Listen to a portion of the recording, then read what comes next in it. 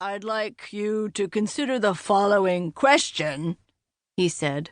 Need mortal maidens always marry? Dropping her red feather pen in surprise, Aphrodite sat up straighter. Now this was an engaging question. She'd like to see the godboys try to make this into a discussion about weapons and war, she thought as she raised her hand high.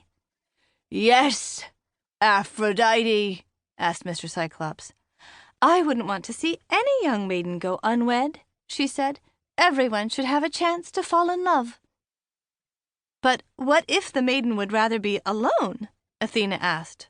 What if she has other interests, like traveling the world, or becoming a first-class scholar, or inventing things? Aphrodite smiled at her. Poor Athena. She'd never really had a boyfriend. Just wait until she experienced her first crush. She'd think differently then. If the maiden feels that way, then perhaps it's only because she hasn't yet found the right youth, Aphrodite said kindly. But not all youths marry, Athena pointed out, so why should all maidens? Poseidon thrust his trident into the air. As always, water dripped from it, and him, to puddle beneath his chair.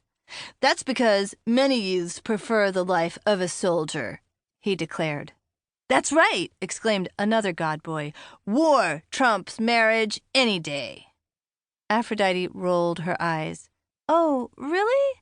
And which do you think contributes more to the survival of the human race? Mr. Cyclops beamed at her. Good point. Just then, the school intercom crackled to life. Attention, godboys and goddess girls, thundered Principal Zeus in a deafeningly loud voice.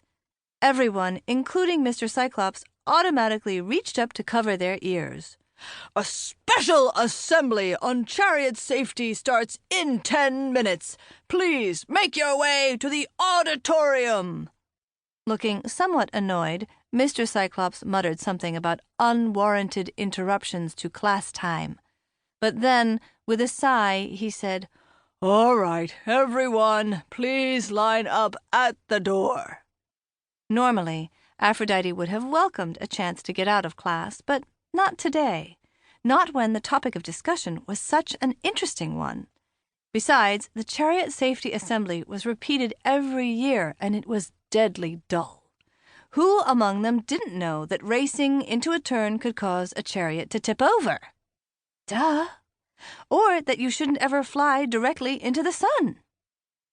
After the assembly, which Zeus had livened up with a real demonstration of racing chariots for a change, it was time for lunch. Aphrodite was starved. As she stood in the cafeteria line with Athena and their two other best friends, dark-haired Artemis and pale-skinned Persephone, her stomach began to rumble like a volcano about to erupt. Her friends laughed.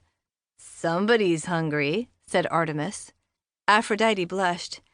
Yes, very. She didn't say it loudly, but considering the response, she might just as well have shouted it. A dozen godboys in line ahead of her whipped around at the sound of her voice, eager to get her attention. You can have my spot, Aphrodite, yelled Poseidon from 10 spaces up the line. He took a step toward her, dripping water onto another godboy's sandal-clad feet. Ares, who was the cutest godboy in school, in Aphrodite's opinion, glowered at him. Watch where you're dripping, fish face. Droplets of water flew as he shook one foot and then the other. Poseidon glowered back, his mouth opening and closing like a fish's. Ignoring him, Ares turned toward Aphrodite. Take my place, he said with a charming smile. I insist. Aphrodite hesitated. Ares could be a bit of a bully at times, but she had to admit there was something about him she found, well, irresistible. He was just so muscular, so blonde, and so blue-eyed. Smiling uncertainly, she took a step in his direction. Athena grabbed Aphrodite's elbow. Surely you're not